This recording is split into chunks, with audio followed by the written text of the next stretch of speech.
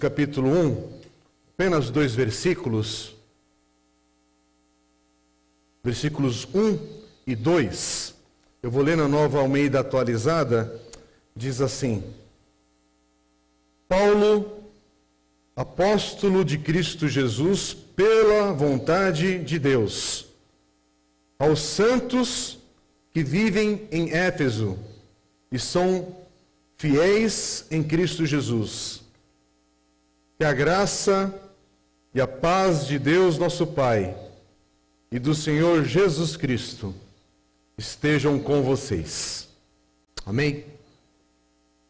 Irmão, semana passada eu estava encorajando a igreja, os irmãos aqui, para nessa semana separarem algum momento da semana, primeiro para dedicarem à leitura da palavra de Deus, e no caso focado nesse texto e nessa carta que a gente começa hoje, alguns domingos, vamos ficar nessa carta, vamos meditar nas próximas semanas e meses nesse texto. São 6 capítulos apenas. Dei apenas uma sugestão também de você separar cada dia aí da semana, leia um capítulo por dia. Lógico, se você tiver condições de ler mais, aí fique à vontade. E também dei apenas uma sugestão de você separar, quando se aproxima aqui do culto, da celebração no domingo, separar no sábado ou no próprio domingo mais cedo, apenas 20 minutos, pouquinho mais, pouquinho menos, e você consegue ler esses 6 capítulos, que no caso aqui da minha versão aqui de Bíblia, está aqui preenchendo apenas 2 folhas, 4 páginas da minha Bíblia. Talvez na sua também, novamente, um pouquinho mais, um pouquinho menos, dependendo do tamanho da fonte da letra aí. Quem fez isso, eu creio que chegou aqui nessa manhã com o coração preparado para ouvir a palavra. E quem não pôde fazer ou não fez, qualquer que seja o motivo, minha oração é que neste momento o Senhor também fale ao teu coração. Mas preste atenção também e aproveite essa oportunidade nas próximas semanas e próximos domingos para se organizar, para investir esse tempo e aprender dessa palavra. Hoje é apenas uma introdução. Temos a ceia do Senhor também, que nós vamos meditar, participar, né? Já durante a mensagem, a gente acaba falando, conversando sobre o que é a ceia do Senhor, que nós estamos fazendo aqui, nesse primeiro domingo de março já, novo mês, uma nova semana começando, e um novo estudo aí que Deus permite da gente parar e ouvir a sua voz por meio dessa carta. Para quem talvez não é familiarizado com a Bíblia, com a questão do Velho e Novo Testamento, com os livros que aqui estão nesse compêndio aqui, que é a Bíblia Sagrada, que são diversos textos, diversos livros, e nesse caso aqui estamos lendo uma carta do apóstolo Paulo a essa igreja na cidade de Éfeso, aos Efésios. Efésios, essa pequena carta, ela é considerada por muitos estudiosos da palavra de Deus, inclusive por João Calvino, como a segunda maior carta do Novo Testamento, após Romanos. John Stott, que eu estava falando agora há pouco, que vamos basear num comentário que ele tem publicado aqui no Brasil, em língua portuguesa, lendo Efésios com John Stott, da editora Ultimato. Nesse livro que a gente vai estar compartilhando com os pequenos grupos, alguns estudos, e refletindo nesse texto que é pregado aqui a cada semana, ele diz assim, logo na introdução, ele chama a nossa atenção dizendo: ninguém pode ler Efésios sem ser levado a se maravilhar e adorar, e desafiado a levar uma vida coerente. A carta concentra-se no que Deus fez por meio da obra de Jesus Cristo e o que Ele faz por meio de seu Espírito hoje, para edificar sua nova sociedade em meio à velha. Os irmãos aqui da Comuna sabem que eu tenho grande admiração e sou muito influenciado pelos textos do pastor reverendo Martin Lloyd-Jones, que foi um pastor galês, e sempre que eu posso falar algo dele, eu cito e compartilho com os irmãos. E pastor Martin Lloyd-Jones, que faleceu em 1981, ele pregou cerca de 232 mensagens para cobrir esses 6 capítulos desta carta, aos domingos pela manhã, na igreja de Westminster Chapel, ali no centro de Londres. Isso foi entre os anos de 1954 a 1962. Para nós aqui hoje, aguentar 4 meses talvez já é muito. Para essa igreja, que bênção que foi. Isso aqui foi um marco na história da igreja.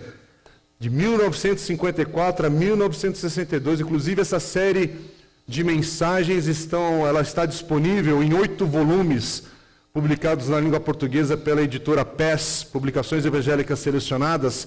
Você consegue esses textos e ler e acompanhar. E quem souber inglês e compreende a língua inglesa, os áudios de diversas mensagens, cerca de 1.600 mensagens do pastor Lloyd Jones, elas têm sido recuperadas e estão disponíveis gratuitamente também no site chamado MLJ Trust, né, que é o nome dele, e depois você vai no Google, lá você consegue encontrar, inclusive baixar no aplicativo. E eu, nessa semana, graças a Deus, eu separei uma manhã e consegui separar uma manhã para poder ouvir a mensagem que esse servo do Senhor pregou, um áudio, uma qualidade que era de fita cassete, passada para MP3 agora, né? Mas consegui ouvir a primeira mensagem dessa série em Efésios, que ele pregou no domingo 3 de outubro de 1954. E aí eu peguei a introdução que ele faz dessa carta, também está publicada no livro, no primeiro volume dessa série que eu falei para vocês agora, e ele diz assim, na introdução: ao abordarmos essa epístola, confesso francamente que o faço com considerável arrojo. É muito difícil falar dela de maneira comedida por causa da sua grandeza e da sua sublimidade. Muitos tentaram descrevê-la. Um escritor a descreveu como a coroa e clímax da teologia paulina. Outro disse que ela é a destilada essência da religião cristã, o mais autorizado e o mais consumado compêndio da nossa santa fé cristã. Que linguagem! E de maneira nenhuma exagerada. Longe de mim querer competir com os que assim têm procurado descrever essa epístola, mas me parece que qualquer descrição geral que dela se faça deve observar de modo especial certas palavras que lhe são características e que o apóstolo usa mais vezes nela, talvez, do que em qualquer outra epístola. O apóstolo fica maravilhado ante o mistério, as glórias e as riquezas do método de redenção de Deus em Cristo. Como eu mostrarei, essas são as palavras que ele usa com muita frequência. A glória disso, o mistério e as riquezas do método de redenção de Deus em Cristo. Outra maneira pela qual se pode expor a característica peculiar desta grande epístola é mostrar que esta é uma carta na qual o apóstolo olha para a salvação cristã da vantajosa posição dos lugares celestiais.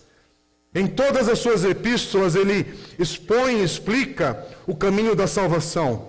Ele trata de doutrinas específicas e de discussões ou controvérsias que tinham surgido nas igrejas, mas o peculiar traço e característica da epístola aos Efésios é que aqui o apóstolo parece estar, como ele mesmo diz, nos lugares celestiais.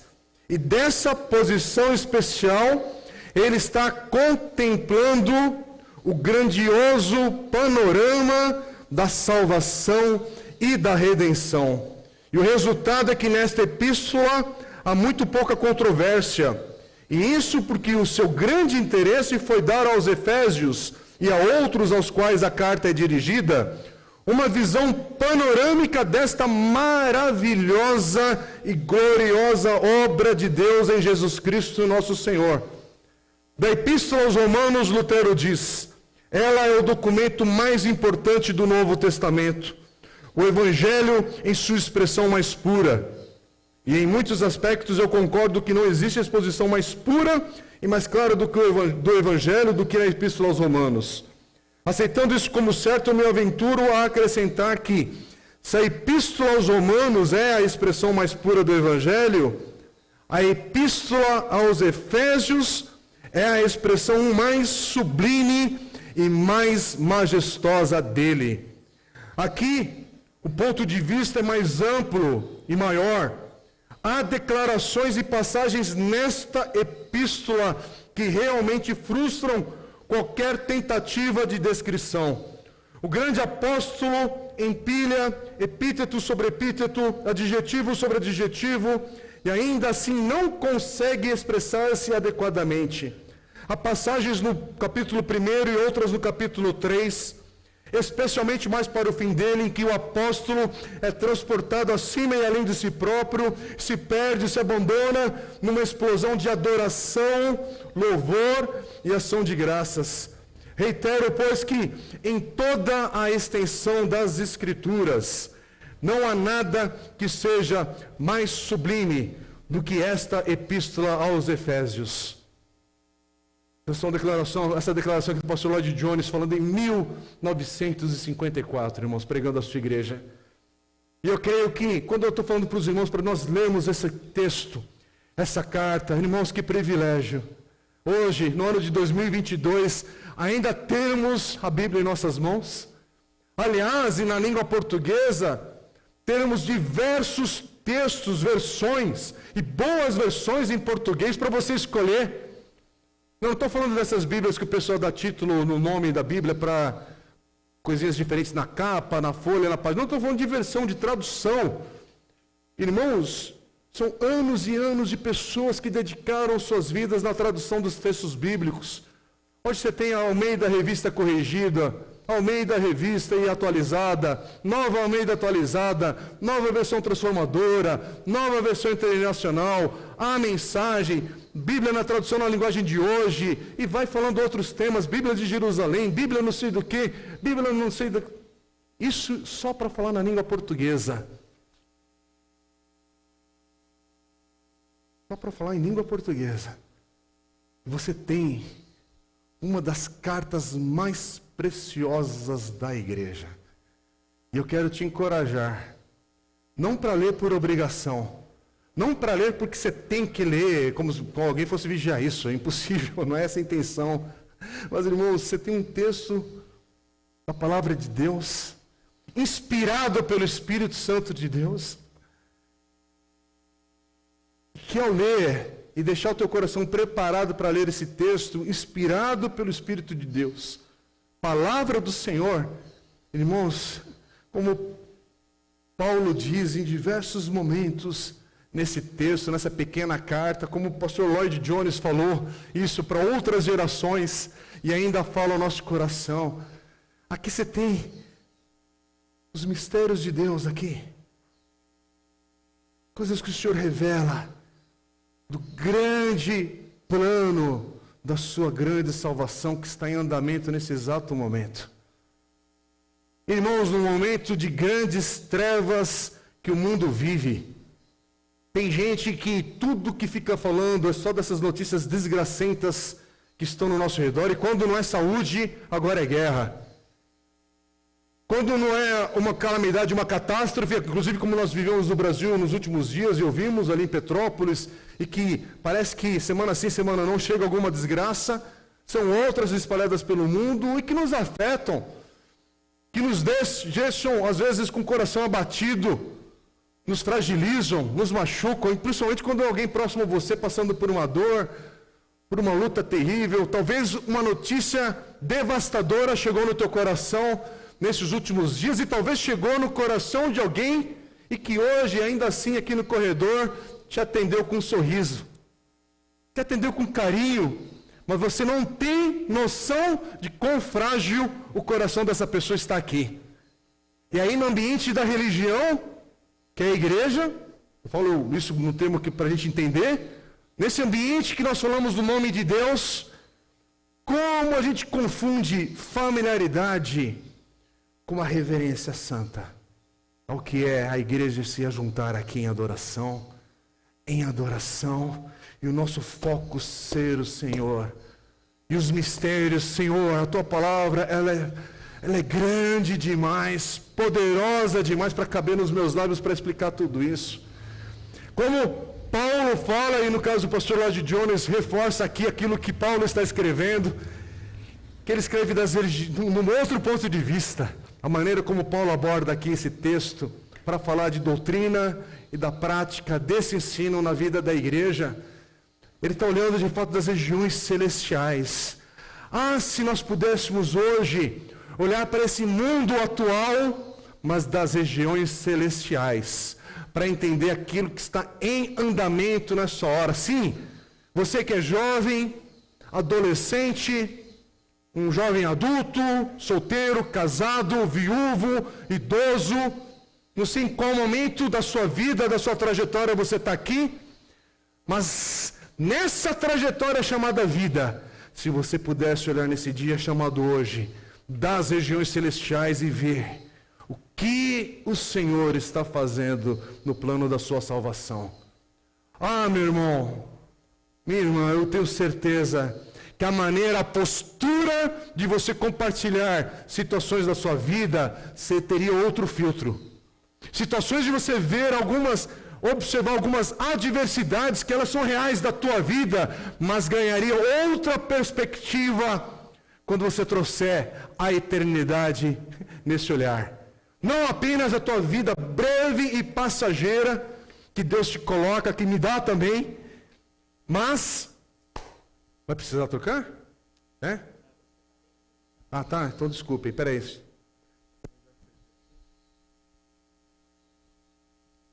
Não, deixa assim.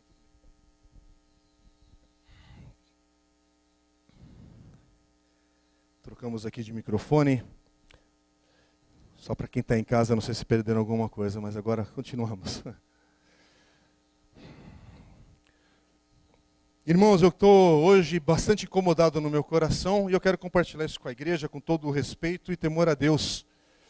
Eu queria dizer para vocês, a gente não está começando um estudo novo na igreja porque é nossa obrigação e porque falta criatividade para a gente dar sequência nos domingos aqui na palavra. Mas pegar um texto desse, Senhor, que privilégio poder ouvir o Senhor nesse texto sagrado. Que privilégio é para nós podermos acordar a cada manhã e tomarmos a decisão. Aliás, que maravilha é isso e que temor e tremor dá no coração. De a cada manhã, eu, com a minha agenda, priorizar ou desprezar estar aos pés do Senhor. Que privilégio e que temor e tremor é a cada manhã eu poder escolher priorizar as coisas eternas do Senhor na minha vida, ou simplesmente acordo e é corrido, e é desespero, e é angústia, e é preocupação, e é perder a hora, e tudo é atrasado, tudo é procrastinado, tudo é atrapalhado, tudo é bagunçado, inclusive a sua caminhada com o Senhor. Mas que privilégio a gente poder, Senhor, reordenar as coisas, porque o Senhor é bondoso, misericordioso, gracioso, para agir ainda hoje na nossa vida e mudar, transformar, nos tocar, abrir o nosso entendimento. E abrir o nosso entendimento, irmãos, para coisas que são espirituais, que aquele que é carnal, no sentido de não ter nascido de novo, que as coisas da carne não se discernem, não consegue discernir aquilo que é do Espírito. E hoje eu oro, Senhor, como falar de coisas espirituais para quem ainda não nasceu de novo, para quem não tem o Teu Espírito. E algo que apenas o Teu Espírito pode fazer. Então minha oração é, Senhor, tem misericórdia hoje. E abre o entendimento de todos que ouvem a Tua palavra. Abre o Teu entendimento. Abra o entendimento dos Teus filhos e filhas aqui hoje. O tema dessa carta está definido logo de cara. Por isso que nós vamos ficar apenas com esses 2 primeiros versículos. Paulo, apóstolo de Cristo Jesus, pela vontade de Deus. Não, Paulo não é apóstolo porque fez um curso intensivo de ensino à distância, o EAD, de Pedro, de João, de Tiago. Não, não. Ele é um apóstolo, aliás, aquele que perseguia a igreja, agora ele fala, ele afirma, apóstolo de Cristo Jesus, pela vontade de Deus. Ah, que maravilhoso é esse, irmãos. Pela vontade de Deus eu estou aqui. Pela vontade de Deus, cada um de nós está vivendo esse ano de 2022. Não é porque eu tenho um umbigo mais bonitinho do que o outro, um biquinho, um jeitinho e mais inteligente. Não. É pela vontade de Deus, o Senhor ainda está me dando fôlego de vida. Pela vontade de Deus, você está aqui ainda congregando nessa igreja. Não é porque você fica com reflexões e pensando e toma decisão de vir, não vir, fazer, não fazer, ir embora, ficar, fazer. Não. Se for pensar assim, eu endóido. Mas quando eu penso que na caminhada de vida, pela vontade de Deus. Pela vontade de Deus. Senhor, pela tua vontade, talvez a gente chegue até o final desse ano. Pela tua vontade, talvez a gente viva o dia de amanhã. Mas pela vontade de Deus, aprove você ter o fôlego de vida ainda hoje. E enquanto é tempo, pela vontade de Deus, eu clamo, Senhor, tem misericórdia daqueles que estão longe do Senhor e dos seus propósitos. E aí Paulo diz, aos santos que vivem em Éfeso e são fiéis em Cristo Jesus, que a graça e a paz de Deus, nosso Pai e do Senhor Jesus Cristo, estejam com vocês.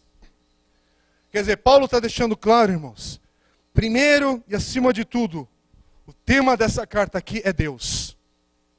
O tema que enche o coração de Paulo é Deus, e ele fala, afirmando aqui no início, Deus, o Pai, e no versículo 3, que a gente vai meditar, Deus permitindo, na próxima semana, ele diz, bendito seja o Deus e Pai de nosso Senhor Jesus Cristo. Que declaração! Esse é o tema, irmãos, que vai dominar toda essa carta, toda essa epístola.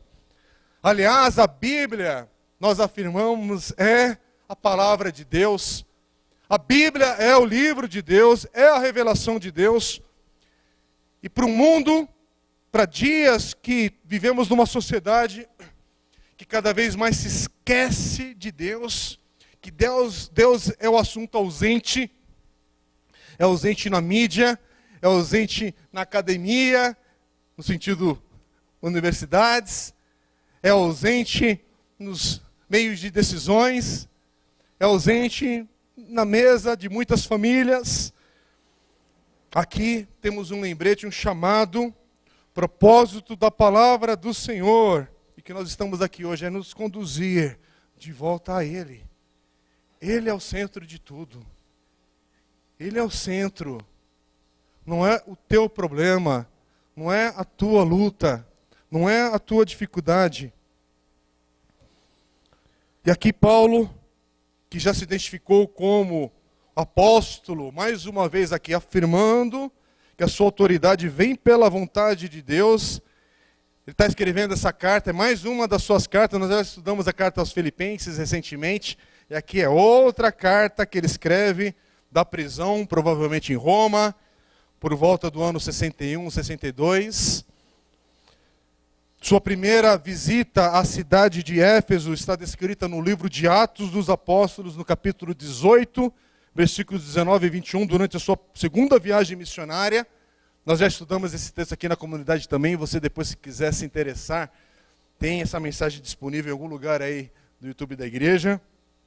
Em seguida, no capítulo 19, também um outro contexto, que ele está de volta ali à cidade de Éfeso, aí é no início da sua terceira viagem missionária, que está descrita no livro de Atos. Nesse caso, o apóstolo fica em Éfeso, provavelmente por cerca de 2 anos e meio. Éfeso, se você quiser visitar e tiver essa oportunidade ainda, fica na região da Turquia, do lado ocidental da Turquia. Era uma grande cidade cosmopolitana, grande centro comercial e uma grande cidade pagã. devota da deusa grega Artemis, que também está citado no relato ali em Atos. Artemis, que também é chamada de Diana, em outros textos, em outras traduções. E é por isso que, nessa carta aos Efésios, Paulo dá uma grande ênfase aqui sobre a supremacia de Cristo sobre Satanás e os poderes demoníacos. Paulo chama seus leitores de sua carta de santos e fiéis em Cristo Jesus, no versículo 1, porque aqui ele está dando essa ênfase, celebrando as bênçãos de viverem juntos em Cristo pela fé nele. Só por uma questão de introdução a essa epístola, para os irmãos entenderem, nós podemos dividir também essa carta em duas grandes partes. Capítulos 1 a 3 é doutrina, é ensino, foca aqui na doutrina do Evangelho. Os capítulos aqui anunciam o plano, o propósito de Deus de unir todas as coisas debaixo de Cristo. Isso está no capítulo 1. Depois, nos reconciliando a Deus e uns aos outros por sua morte e ressurreição, no capítulo 2. Para depois, por meio da proclamação do mistério revelado do Evangelho de Cristo crucificado para todas as nações, que é revelado nas regiões celestiais. Isso está citando na igreja no capítulo 3. Aí nós vamos para uma segunda parte. Depois de fazer um resumo do que é o Evangelho, Paulo vai nos capítulos 4, 5 e 6 focar nisso que ele acabou de ensinar, colocando em prática na vida da igreja. Por isso que os capítulos 4 a 6 nos chamam a responder preservando a nossa unidade debaixo de Cristo. E isso é feito para continuar reunindo as pessoas debaixo de Cristo, ao preparar a cada um para o ministério, para crescer em maturidade, falar a verdade em amor, está no capítulo 4. Depois vamos ver renovados em nossas mentes e viveremos de maneira digna, honrando a Cristo na igreja, na família, no trabalho. É o que vai abordar o capítulo 5.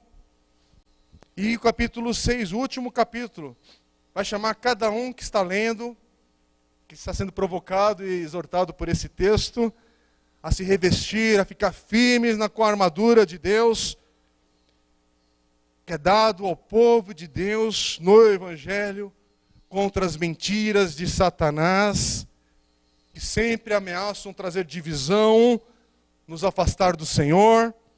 Por isso nós somos chamados a permanecermos firmes em oração, no Espírito, para a missão no mundo, onde Deus nos coloca. Irmãos, é tudo conectado. Aqui não é para encher a cabeça só de conceitos teológicos bonitos, profundos. Não, isso aqui é para isso ter vida, ter prática. Isso aqui é para espalhar nos relacionamentos, nesse mundo. Isso é para colocar em prática diante da verdadeira batalha espiritual que toda a igreja do Senhor enfrenta e passa.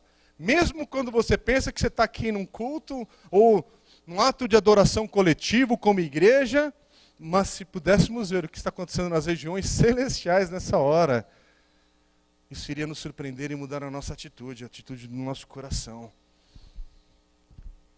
E aqui, nós estamos agora diante desse texto para aprendermos, irmãos, com reverência, temor ao Senhor, e para colocar isso em prática, pela misericórdia dEle.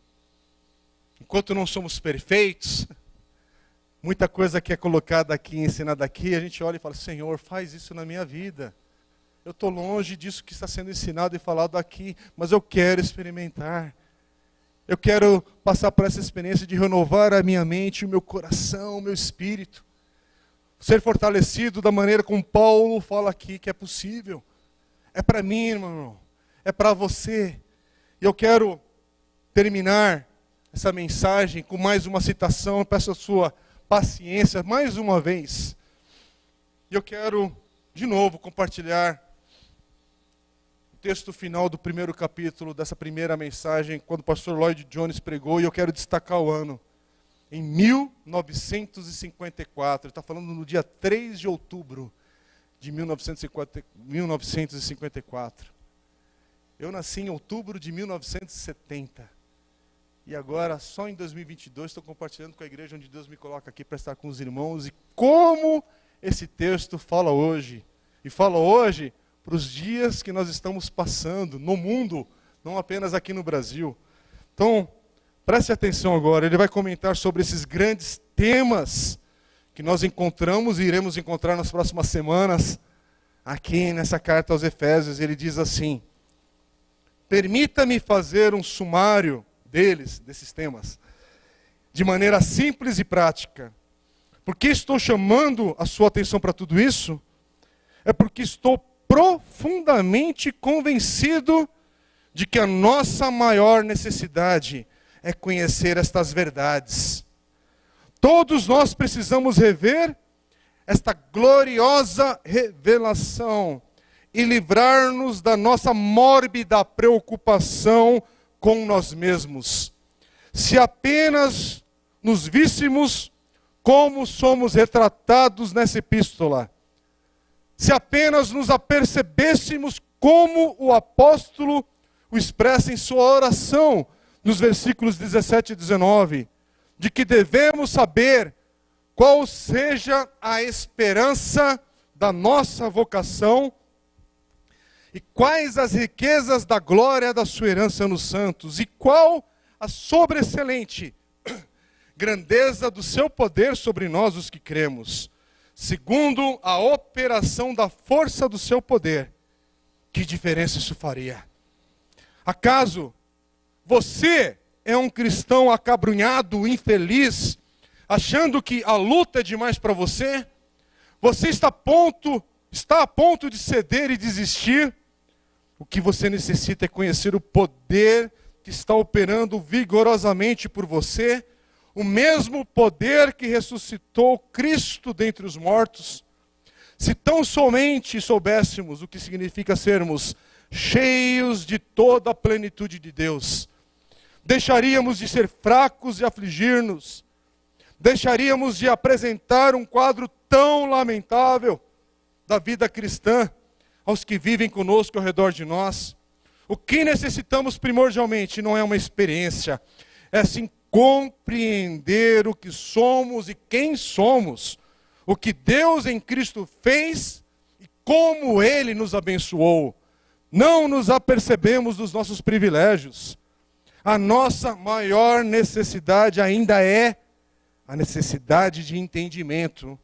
A nossa oração por nós mesmos deve ser a oração que o apóstolo fez por aquelas pessoas que os olhos do nosso entendimento sejam iluminados. É disso que precisamos. Nessa epístola, as abundantes riquezas da graça de Deus são expostas diante de nós. Vejamo-las, tomemos posse delas, desfrutemo-las. Acima de tudo, e especialmente numa época como esta, 1954. Paulo, faço uma pausa aqui. Esse aqui é um profeta de Deus. Profeta de Deus é esse que fala a palavra do Senhor para a sua geração. Não é aquele que profetiza aquilo que vai acontecer na segunda-feira, na terça, como se fosse uma loteria gospel. Presta atenção. 1954 está sendo escrito esse texto. E eu quero repetir isso aqui porque isso é para nós, geração de hoje. Nesta época difícil que estamos vivendo, e esse homem aqui estava falando aqui, porque o Espírito de Deus estava falando por meio dele, por causa desse texto que estamos lendo hoje, da palavra do Senhor. Vou repetir. Nesta epístola, palavra de Deus, as abundantes riquezas da graça de Deus são expostas diante de nós. Pausa de novo. Irmãos, numa época que a mente de tantos estão enfraquecidas, discípulos de Jesus, mas com uma mente fraca, que não tem a mente de Cristo formada. Pessoas que hoje são fracas e fragilizadas, com situações que podem até serem verdadeiras, reais, duras da vida. Mas para quem Paulo estava escrevendo? Para uma igreja debaixo de perseguição. Não é a igreja reunida no Cinemark, com algodão doce no colo e cantando louvores ao Senhor. Aleluia! E agora vai entrar outro time de louvor rodando a bandeira. Não, irmão, se fizesse isso, a bandeira entrava com fogo queimando quem estava segurando. Aqui é uma igreja real, verdadeira e perseguida por causa de Cristo, por causa do Evangelho. Mas Paulo está falando, olha, apesar dessa grande luta aí fora, ele vai falar dessas abundantes riquezas, dessa grande salvação, desse grande Deus que nos fez para o seu propósito.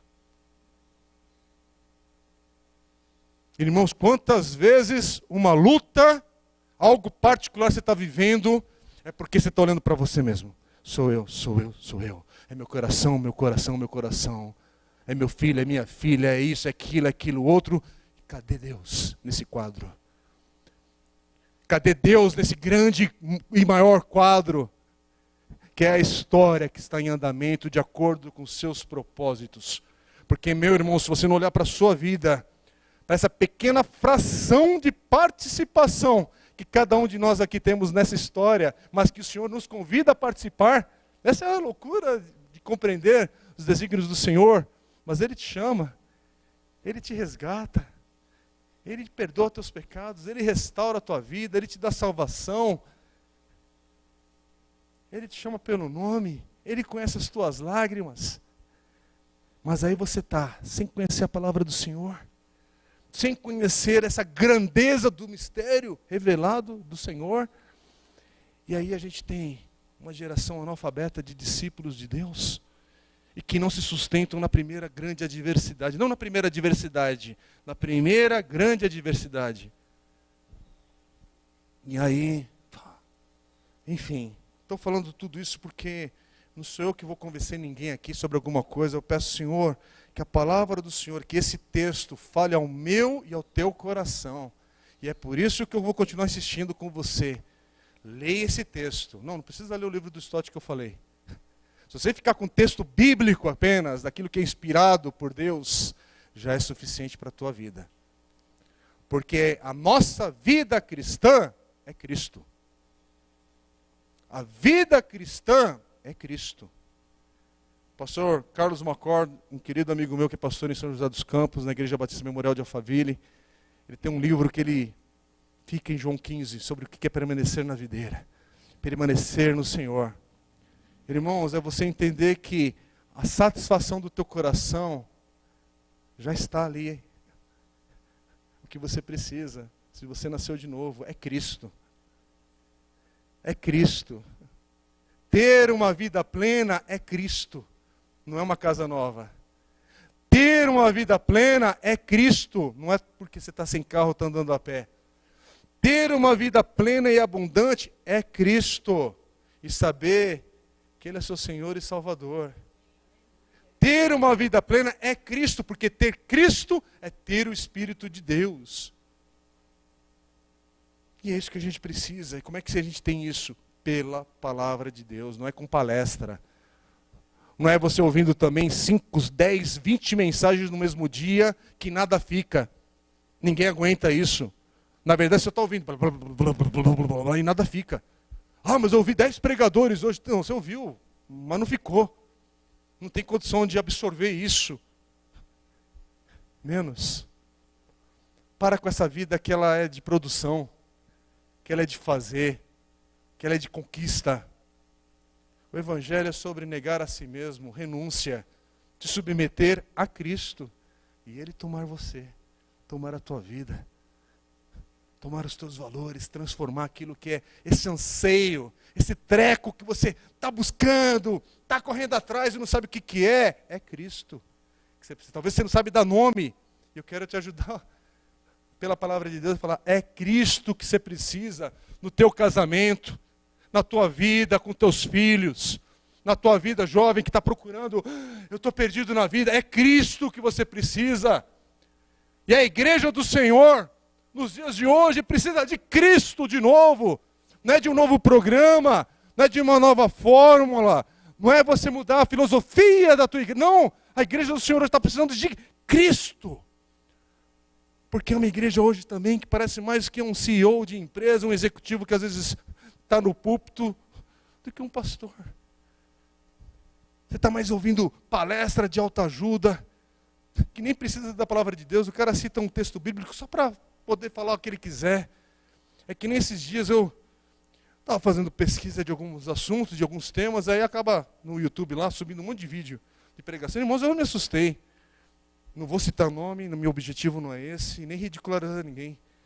Mas eu vi aí uma igreja de grande projeção, e as pessoas que estavam levando nos últimos dias, eu falei, cadê Cristo nisso? O púlpito da igreja sendo pessoas dando palestra que qualquer um pode dar. Irmão, se você estiver numa igreja que vai dar uma palestra, talvez para orientar os membros daquela igreja ou daquela comunidade onde ela está inserida, por um tema, não tem nada de errado nisso. Mas num culto que nós estamos adorando ao Senhor, o púlpito, não ser a palavra de Deus pregada, virar um tema que qualquer um poderia subir e falar daquele assunto, aí tem alguma coisa que distorceu tudo. Porque no nosso ajuntamento como povo de Deus para adorar ao Senhor, que não é culto, ou outra coisa não é culto, está errado. E eu vejo lá 1 milhão de cliques lá de vista. E aí você não sabe o que está errado com esse povo chamado hoje de evangélico no Brasil? Basta ver onde está o foco de uma boa parte desse pessoal com esse nominalismo evangélico. Não é possível. Eu estou falando isso porque tinha pessoas que eu estava vendo nesse caso, por favor, eu não vou citar nome mesmo, mas é só para a gente trazer para a nossa realidade. Não é cristã. A pessoa não tinha a palavra de Deus para compartilhar ali e estava no culto daquela igreja ministrando. Está ministrando o quê? Está falando o quê? É o que eu estou falando aqui hoje com vocês, meus irmãos. Se eu falar aqui alguma coisa e não for da palavra de Deus, no sentido de... tem que ser da palavra do Senhor. Está perdendo tempo. Estamos perdendo tempo. E aí você fala assim, o que está errado com o nosso país? O que está errado com o nosso país é que não tem Cristo, irmãos. E Cristo não entra numa nação falando, todo mundo agora junto. Jesus é o Senhor da nação. Jesus é o Senhor do... Vamos colocar na entrada da cidade. Jesus é o Senhor de Santo André.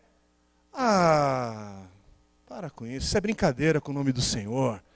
Isso é palhaçada de gente que tem, às vezes, autoridade na cidade, que é só fazer barulho com gente que é mais, talvez, inocente na sua forma de ver a fé, ou manipulada. Não. O evangelho tem que entrar na tua vida, é na minha casa, começa comigo. Começa comigo, tem que nascer de novo. É novo nascimento, meus irmãos, que o Brasil, cada brasileiro e as pessoas que estão espalhadas nesse mundo precisa nascer de novo.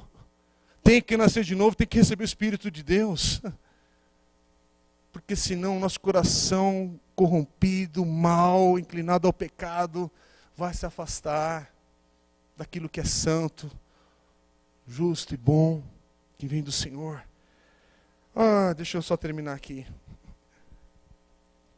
Eu vou voltar só para essa frase, voltar à palavra do pastor Lloyd Jones aqui, terminando, meus irmãos. Não vamos estourar o horário não, fica tranquilo com isso. Volto nas palavras do pastor Lloyd Jones, porque é para nós aqui hoje. Ele diz assim, continuando. Nesta epístola, as abundantes riquezas da graça de Deus são expostas diante de nós. Vejamos-las, tomemos posse delas e desfrutemos-las acima de tudo, especialmente numa época como esta. Quão vital é que tenhamos um novo e robusto entendimento do grande plano e propósito de Deus para o mundo. Com conferências internacionais sendo realizadas quase na soleira da nossa porta, com todo mundo perguntando qual será o futuro e quais serão as consequências dos nossos problemas atuais, com os homens perplexos e desanimados. 1954. Quão privilegiados somos por podermos pôr-nos de pé e olhar esta revelação e ver o plano e o propósito de Deus por trás e além disso tudo. Plano e propósito que não serão realizados por meio de estadistas, mas por meio de pessoas como nós. O mundo ignora isso e dá risada e zomba.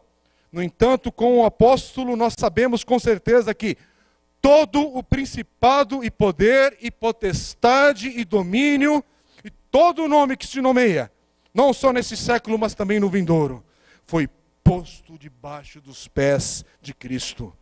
O Senhor Jesus Cristo foi rejeitado por este mundo quando ele veio. Os homens o repudiaram como a um qualquer, um carpinteiro. Contudo, ele era o Filho de Deus, o Salvador do mundo, o Rei dos reis, Senhor dos senhores, aquele diante de quem se dobrará todo o joelho dos que estão nos céus e na terra e debaixo da terra. Filipenses 2:10. Graças sejam dadas a Deus pelo glorioso Evangelho de Jesus Cristo e pelas riquezas da sua graça. Amém. É isso que nós estamos falando aqui, irmãos. O que nós estamos falando aqui é algo grandioso, não é medíocre, mais ou menos. E eu quero te convidar a ficar em pé nesse momento, como reverência ao Senhor. Nós vamos, em alguns minutos, participarmos da ceia do Senhor. Daquilo que tem significado para aquele que tem Cristo como seu Senhor e Salvador. Inclusive, por favor, se você ainda não é um discípulo de Jesus, e uma das maneiras que a gente se identifica em Cristo é em obediência a Ele, passar pelas águas do batismo. Ninguém está olhando para você, ninguém vai te apontar o dedo para nada. Fica tranquilo com relação a participar da ceia do Senhor. Não pegue do pão e do cálice apenas porque está constrangido. Não, só faz sentido para aquele que sabe o significado do privilégio que nós temos em Cristo, da grandeza deste Evangelho, irmãos. E é tempo, o mundo está gritando por socorro, o mundo está gritando por, preciso de luz no meio de tantas trevas. Onde está a igreja do Senhor para fazer diferença? Onde está o Evangelho de Cristo para alcançar quem está perdido?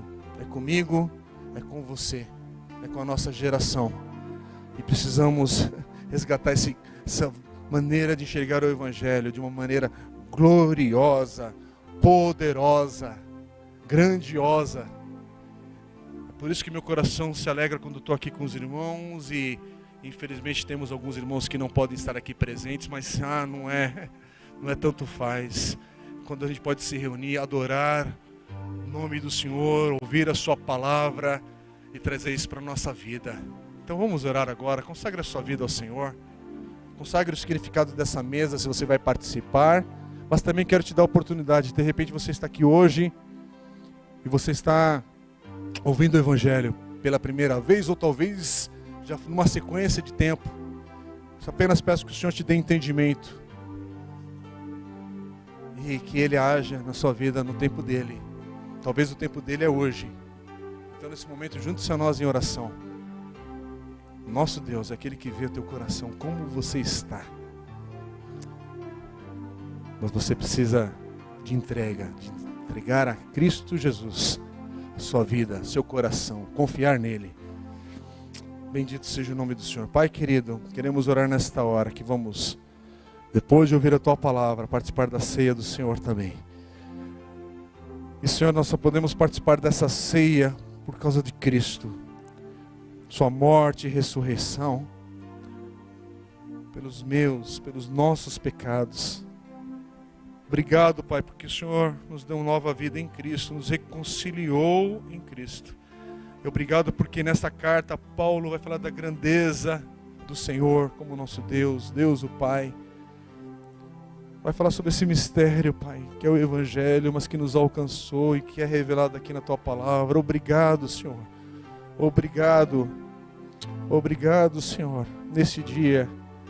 E eu peço ao Senhor, Pai, que a gente possa ser impactado de fato, Pai, não por causa de discurso religioso, mas por causa do poder do Teu Evangelho em Cristo Jesus e revelado a nós pela Tua Palavra e que é viva e presente na nossa vida. Por isso eu peço ao Senhor hoje, aqueles que estão aqui presentes hoje sentem-se cansados, sentem-se com a alma angustiada, sentem-se aqui hoje, Pai, estão sentindo a sua vida sem rumo, sem direção. Meu Deus, peço que o Senhor hoje traga uma mudança, uma transformação em cada coração.